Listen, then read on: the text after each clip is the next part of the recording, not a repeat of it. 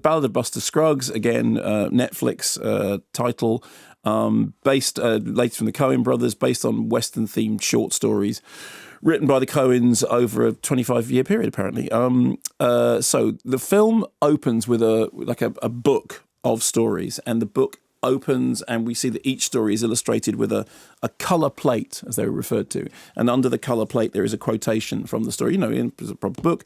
So the stories include Meal Ticket, in which Liam Neeson and Harry Melling have this storytelling sideshow, the popularity of which is waning.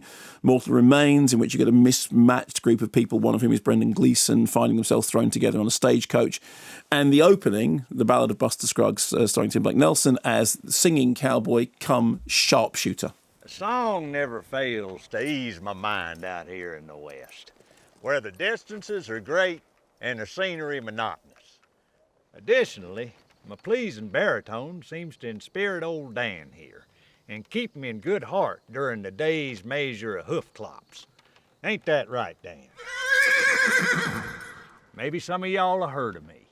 Buster Scruggs, known to some as the San Saba Songbird. I got other handles, nicknames, appellations, and cognomens, but this one here, I don't consider to be even halfway earned. Misanthrope. I don't hate my fellow man, even when he's tiresome and surly and tries to cheat at poker. I figure that's just a human material, and him that finds in it cause for anger and dismay is just a fool for expecting better. Ain't that right, Dan? I like the sound of that. Yeah, I know. So that kind of gives you a sense of the quirky tone of it. He then pulls into the nearest town where immediately everything turns to sharpshooting. And one of the things that the Coen brothers have always done, I mean, they've always loved Westerns. I mean, you've got No Country for Old Men, and you've got obviously the remake of True Grit. And then you've got the whole singing cowboy section of Hail Caesar.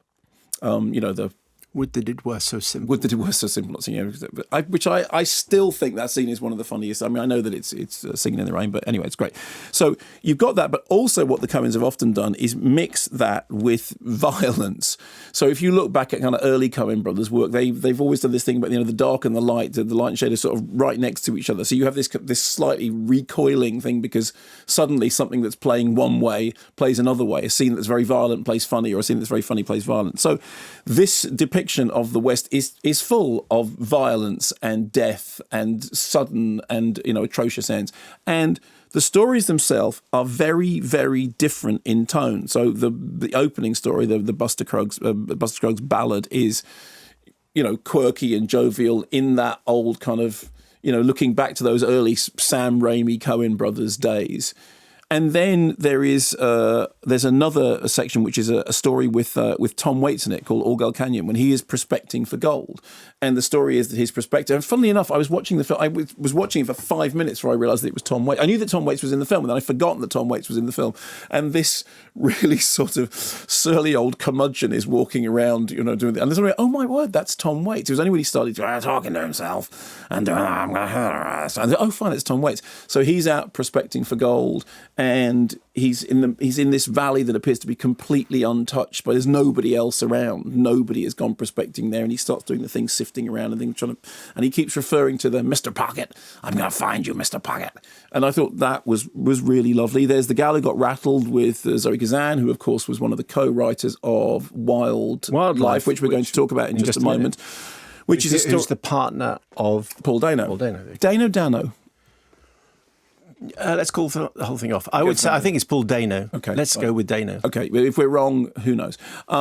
And so she is a young woman who is on a wagon train with her brother, who has essentially married her off to somebody. But as the wagon train progresses, things take a turn for the very different. And that story has got this really lilting, romantic, touching, very affecting edge that then is able on a nickel to turn on the nickel. Sorry, Tom Waits movies. It was Hey, what becomes of all the little boys? Never comb their hair, sleeping all around the block on the nickel over there. Anyway.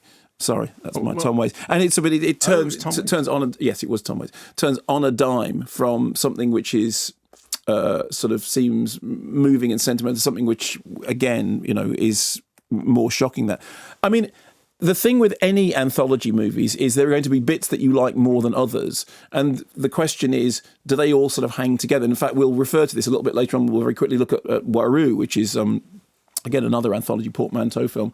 But I like this. I enjoyed it. There were moments in it when it was funny. There were moments in it when it was shocking. There were moments in it when it was touching. I particularly loved the Tom Waits thing, and I particularly loved the Zoe Kazan stories. Those two were the ones that worked best for me. A couple of the other ones don't quite work so well. I'm not entirely sure that the Liam Neeson section exactly knows what it's doing, but it's fine because, in a way, some of the stories seem at the time inconsequential, and they seem to end on odd notes, and afterwards you kind of start to impose order on them. But I enjoyed it. I was never bored. I think there were things in it that were really charming. As was your Tom Waits impression. Thank you. A voice we hadn't heard before, I don't think. I've done Tom Waits before, haven't I? We have heard enough of it now.